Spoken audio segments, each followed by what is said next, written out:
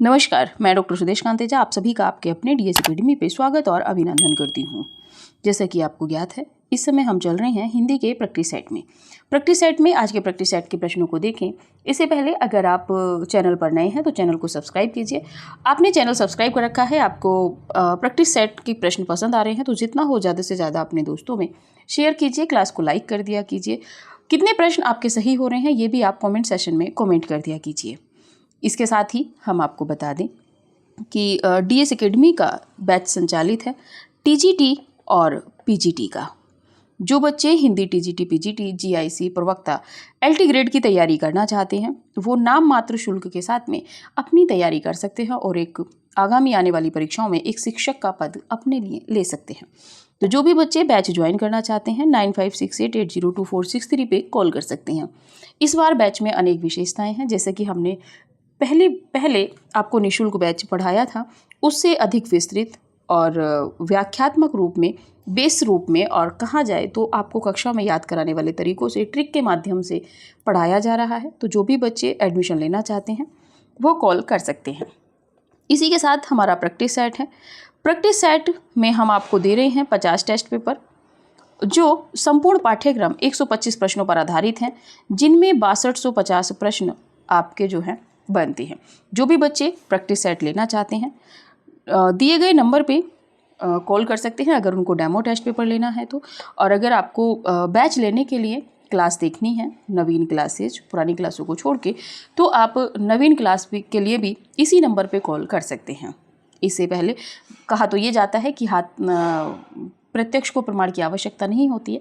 हमने संपूर्ण बैच आपको पढ़ाया है और व्याकरण की क्लासेज जो है, काव्य शास्त्र की क्लासेज जो हैं अभी भी आपकी प्लेलिस्ट में लगी हुई हैं। तो जो भी बच्चे एडमिशन लेना चाहते हैं या प्रैक्टिस सेट लेना चाहते हैं वो कॉल कर सकते हैं दिए गए नंबर पे। चलिए बात करते हैं आज के पहले प्रश्न की ओर। आज का पहला प्रश्न है हमारा, रीति काल की रीति सिद्ध काव्यधारा के कवि हैं। आपको बताना है रीति सिद्ध काव्यधारा के कवि रीति काल में कौन है? केशवदास, देव, भूषण या बिहारी। बात करें तो यहाँ पर रीति सिद्ध काव्यधारा के जो कवि हैं वो आपके बिहारी हैं। बिहारी की रचनाओं में अगर हम बात करें तो बिहारी सतसई एकमात्र रचना लिखकर ये अमर हुए हैं।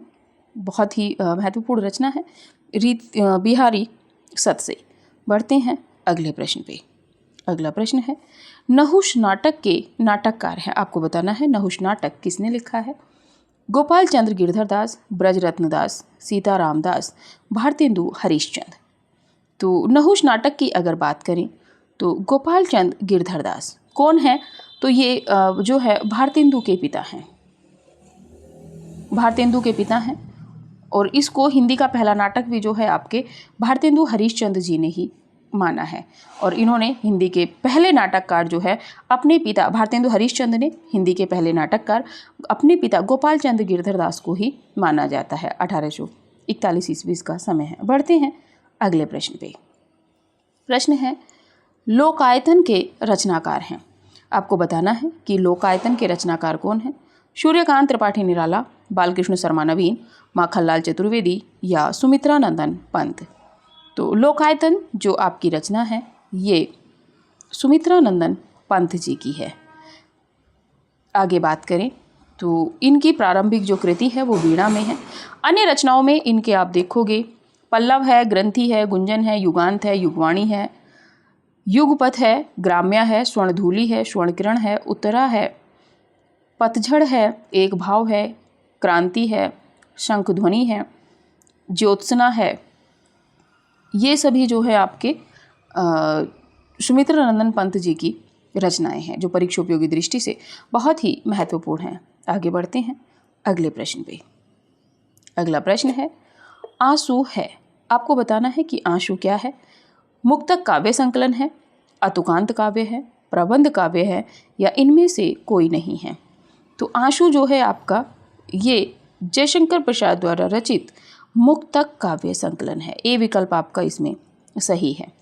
अन्य रचनाओं में आप देखोगे प्रसाद जी की तो चित्राधार है, प्रेम पथिक है, करुणालय है, महाराणा का महत्व है, कानन कुसुम है, झरना है, चित्राधार है, लहर है, कामायनी है। झरना, लहर, कामायनी इनकी जो है एक तरीके से छायावादी रचनाएं हैं। झरने को छायावाद का प्रयोगशाला भी कहा जाता है। बढ़ते हैं अगले प्रश्न पे। अगला प्रश्न है, निराला की अंतिम कविता मानी जाती है। आप सभी को बताना है सूर्यकांत त्रिपाठी निराला की अंतिम कविता कौन सी मानी जाती है। राम की शक्ति पूजा, तुलसीदास, सरोज स्मृति, पत्रोत्कंठित जीवन का विष बुझा हुआ। तो निराला की जो अंतिम कविता मानी जाती है वो है पत्रोत्कंठित जीवन का विष बुझा हुआ। राम की शक्ति पूजा आप सबको पता है। तुलसीदास में तुलसीदास का वर्णन है। सरोज स्मृति में सरोज स्मृति हिंदी का शोक गीत है। आगे बढ़ते हैं। ये जो है आपके पत्रोत्कंठित जीवन का विष बुझा हुआ 1960 की मानी जाती है। सांध्या कांकली में संकलित है। आगे बढ़ते हैं अगले प्रश्न पे। प्रश्न है, कला और बूढ़ा चांद के रचनाकार हैं। आपको बताना है कला और बूढ़ा चांद के रचनाकार कौन है। रामधारी सिंह दिनकर, सुमित्रा नंदन पंत, सूर्यकांत त्रिपाठी निराला, नंद दुलारे वाजपेयी। कला और बूढ़ा चांद ये भी जो है आपके सुमित्रा नंदन पंत की रचना है। बताइएगा इस पर कौन सा पुरस्कार कला और बूढ़ा चांद को मिला है, ये आप कमेंट सेशन में बताइएगा। बढ़ते हैं अगले प्रश्न पे। अगला प्रश्न है, महादेवी वर्मा का प्रथम काव्य संकलन है। आपको बताना है महादेवी वर्मा का प्रथम काव्य संकलन क्या है। दीपशिखा, यामा, निहार, रश्मि। तो महादेवी वर्मा का जो पहला काव्य संकलन है वो है निहार। इनके हैं निहार, रश्मि, नीरजा, दीपशिखा, शांति गीत। आगे बढ़ें अगले प्रश्नों पे। अगला प्रश्न है, नूतन ब्रह्मचारी है। आपको बताना है नूतन ब्रह्मचारी किस विधा की रचना है। यहाँ पे हमने विधा नहीं खोला है, आपको खुद से बताना है। नाटक है, उपन्यास है, कहानी है या निबंध है। तो नूतन ब्रह्मचारी जो है किसकी रचना है, ये है आपकी बालकृष्ण भट्ट जी की। और क्या है, तो नूतन ब्रह्मचारी जो है ये उपन्यास है। दूसरा उपन्यास बालकृष्ण भट्ट का है, सो अजान एक सुजान। महत्वपूर्ण है। आगे बढ़ते हैं अगले प्रश्न पे। अगला प्रश्न है, भूतनाथ उपन्यास के रचनाकार हैं। आपको बताना है भूतनाथ उपन्यास किसने लिखा है। राधा कृष्ण दास ने, जगमोहन सिंह ने, देवकी नंदन खत्री ने, गोपाल राम गहमरी ने। तो भूतनाथ जो है ये आपका बाबू देवकी नंदन खत्री ने लिखा है। अन्य उपन्यासों में हैं इनके चंद्रकांता, चंद्रकांता संतति, नरेंद्र मोहिनी, काजर की कोठरी। माना यह जाता है कि इनका जो चंद्रकांता उपन्यास है देवकी नंदन खत्री का, इसको पढ़ने के लिए हिंदी भाषी लोगों ने भी हिंदी सीखी थी। पढ़ते हैं अगले प्रश्न पे। अगला प्रश्न है, श्री वेंकटेश्वर समाचार पत्र कहाँ से प्रकाशित होता था। आपको बताना है श्री वेंकटेश्वर समाचार पत्र कहाँ से प्रकाशित होता था। कलकत्ता से, इलाहाबाद से, लखनऊ से या मुंबई से। मुंबई यहाँ पे जिस समय की ये बात कर रहे हैं या उस समय बम्बई लिखा जाता था। ठीक है, तो ध्यान रखिएगा इसमें जो आपका सही विकल्प है वो है मुंबई से। ये मासिक पत्र था जो मुंबई से प्रकाशित होता था। बढ़ते हैं अगले प्रश्न पे। प्रश्न है, प्रेमचंद की कृति जिसे ब्रिटिश शासन द्वारा जब्त कर लिया गया था है। आपको बताना है कि प्रेमचंद की ऐसी कौन सी रचना है जिसको ब्रिटिश शासन ने या ब्रिटिश सरकार ने जब्त किया था, अपने कब्जे में ले लिया था। उसी के बाद से इनका नाम प्रेमचंद हुआ। सोजे वतन, कर्मभूमि, गबन या निर्मला। तो प्रेमचंद का कहानी संग्रह है सोजे वतन, इसको ब्रिटिश सरकार ने जब्त कर लिया था। आगे बढ़ते हैं अगले प्रश्न पे। प्रश्न है, मृगनयनी उपन्यास के रचनाकार हैं। आपको बताना है मृगनयनी किसका उपन्यास है। वृंदावन लाल वर्मा, रांगे राघव, राहुल सांकृत्यायन, आचार्य चतुर्सेन शास्त्री। तो मृगनयनी जो उपन्यास है ये है आपके वृंदावन लाल वर्मा जी का। सामाजिक उपन्यास भी लिखे हैं इन्होंने। अन्य उपन्यासों में विराटा की पद्मिनी महत्वपूर्ण है, झांसी की रानी इनका महत्वपूर्ण है, कचनार है, अहिल्याबाई है, माधोजी सिंधिया है, भुवन विक्रम, ये जो है इनके महत्वपूर्ण उपन्यास हैं। किनके? वृंदावन लाल वर्मा जी के। बढ़ते हैं अगले प्रश्न पे। अगला प्रश्न है कि खड़ी बोली हिंदी का प्रथम महाकाव्य है। आपको बताना है खड़ी बोली हिंदी का प्रथम महाकाव्य जो है वो कौन सा है। कविता कौमुदी, उद्धव चरित, प्रिय प्रवास, लोकायतन। तो खड़ी बोली हिंदी का जो प्रथम महाकाव्य है वो प्रिय प्रवास है, किसका है? तो आपके हरिऔध जी का है, अयोध्या सिंह उपाध्याय हरिऔध का। आगे बात करें तो इनके अन्य ग्रंथों में है पद्य पिरचून, चुभते चोपदे, चोखे चौपदे, बोलचाल, रस कलश, वैदेही वनवास। ये जो है रस कलश इनका रीति निरूपक ग्रंथ है।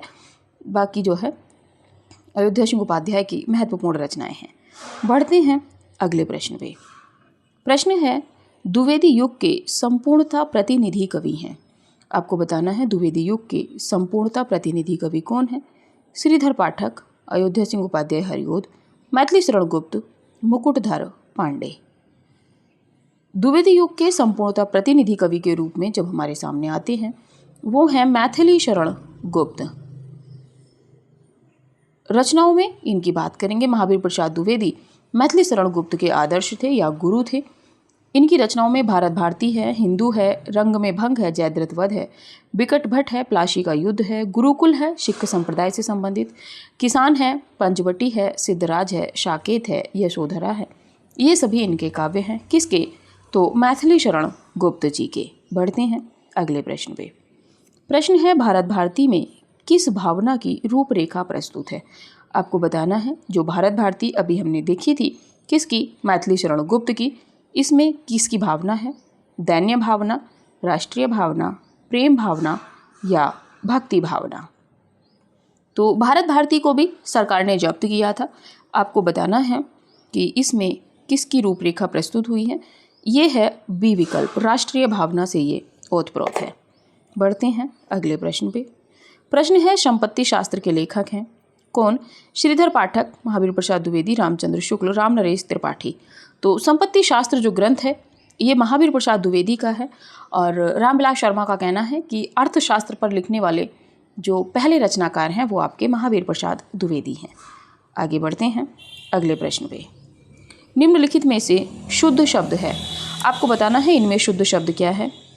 पूज्यनीय, पूज्यनीय, पूजनीय या पूजनीय। इसमें जो शुद्ध शब्द है वो है आपका तीसरा, पूजनीय शब्द जो है ये आपका शुद्ध है। आगे बढ़ते हैं अगले प्रश्न पे। प्रश्न है गोबर प्रेमचंद के किस उपन्यास का पात्र है? आपको इसमें बहुत ज़्यादा दिक्कत नहीं होनी चाहिए। गोबर प्रेमचंद के किस उपन्यास का पात्र है? प्रेमाश्रम का, गबन का, गोदान का या निर्मला का? तो गोबर जो है ये प्रेमचंद के उपन्यास गोदान का पात्र है। 1936 में आप देखेंगे होरी है, गोबर है, धनिया है, झुनिया है, रूपा है, सोना है, ये सभी जो है आपके गोबर उपन्यास के पात्र हैं, वो गोदान उपन्यास के पात्र हैं। गोबर जो है वो भी आपके जो है गोदान उपन्यास का पात्र है। आगे बढ़ते हैं अगले प्रश्न पे। प्रश्न है हिंदी नवरत्न के लेखक हैं। आपको बताना है इनमें से हिंदी नवरत्न कब की? 1910 की जो रचना है ये इसके लेखक कौन है? महावीर प्रसाद द्विवेदी, मिश्र बंधु, प्रताप नारायण मिश्र, रामचंद्र शुक्ल। तो हिंदी नवरत्न के जो लेखक हैं वो हैं आपके मिश्र बंधु। मिश्र बंधुओं ने हिंदी नवरत्न लिखा है जिसमें 9 कवियों को शामिल किया है। इससे पूर्व की किसी क्लास में हमने पूरे के पूरे 9 कवि जो हैं वो आपको नोट कराए थे। बढ़ते हैं अगले प्रश्न पे। अगला प्रश्न है जगन्नाथ दास रत्नाकर कृत गंगा अवतरण किस छंद में लिखा गया है? आपको बताना है कि जो गंगा अवतरण रचना है जगन्नाथ दास रत्नाकर की वो किस छंद में लिखी गई है? चौपाई, दोहा, रोला, घनाक्षरी। तो गंगा अवतरण जो है ये रोला छंद में लिखी गई है और इसमें क्या है कि आकाश से उतरती हुई जो गंगा है उसको किस तरह शिवाजी ने संभाला है इसका वर्णन जो है यहाँ पे किया गया है। बढ़ते हैं अगले प्रश्न पे। अगला प्रश्न है अवधि का निजी छंद है। आपको बताना है अवधि का निजी छंद जो है वो कौन सा है? बरवे, कवित्त, रोला, छप्पे। तो अवधि का जो निजी छंद है वो है आपका बरवे। ये प्रश्न कई बार परीक्षाओं में बन चुका है इसलिए इसको ध्यान रखिएगा। बढ़ते हैं अगले प्रश्न पे। प्रश्न है सरदार पूर्ण सिंह किस रूप में विख्यात हैं? आपको बताना है सरदार पूर्ण सिंह किस रूप में हमारे सामने आते हैं? कवि के रूप में, निबंधकार के रूप में, नाटककार के रूप में या व्यंग्यकार के रूप में? तो सरदार पूर्ण सिंह जो हैं ये एक नाटककार निबंधकार के रूप में हमारे सामने आते हैं। इनके निबंध हैं, द्विवेदी युग के सर्वश्रेष्ठ निबंधकार हैं ये। आचरण की सभ्यता, सच्ची वीरता, मजदूरी और प्रेम, पवित्रता, कन्यादान, ये सब जो हैं आपके सरदार पूर्ण सिंह के निबंध हैं। आगे बढ़ते हैं अगले प्रश्न पे। प्रश्न है, काशी नागरी प्रचारणी सभा की स्थापना कब हुई थी? बताना है काशी नागरी प्रचारणी सभा की स्थापना कब हुई। 1895 ईस्वी, 1893 ईस्वी, 1898 ईस्वी या 1890 ईस्वी। तो काशी नागरी प्रचारणी सभा की जो स्थापना है 1893 ईस्वी में हुई है। इसी से अगर बात करें तो 3 वर्ष बाद जो है 1896 में काशी नागरी प्रचारणी पत्रिका की भी जो है स्थापना हुई थी। काशी नागरी प्रचारणी पत्रिका जो है वो भी 1896 से निकलती थी। बढ़ते हैं अगले प्रश्न पे। प्रश्न है, 9-2-11 होना का अर्थ है। 9-2-11 होना का क्या अर्थ है?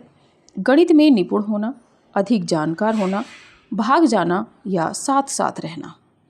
तो 9-2-11 आप सबको पता है कि भाग जाना, शुरू से आप इस मुहावरे को देख रहे हो। आगे बढ़ते हैं अगले प्रश्न पे। प्रश्न है, गीतिका के रचनाकार हैं। आपको बताना है गीतिका किसकी रचना है। जयशंकर प्रसाद, सुमित्रानंदन पंत, सूर्यकांत त्रिपाठी निराला, मुकुटधर पांडे। तो जो गीतिका है वो आपके निराला जी की रचना है। आप बताइएगा 25 प्रश्नों में आपके कितने प्रश्न सही हुए। ये आप कमेंट सेशन में ज़रूर कमेंट कीजिए, क्योंकि आपके कमेंट आते हैं जब आपके प्रश्न अधिक सही होते हैं, तब फिर हम प्रश्नों का स्तर बढ़ा देते हैं। अगर आप चैनल पर नए हैं तो चैनल को सब्सक्राइब कीजिए, वीडियो को लाइक कीजिए, जितना हो ज़्यादा से ज़्यादा दोस्तों में शेयर कीजिए। तो अभी की क्लास जो है वो यहीं तक रखते हैं। मिलेंगे अगली क्लास में अगले नए प्रश्नों के साथ में। आप सभी का धन्यवाद।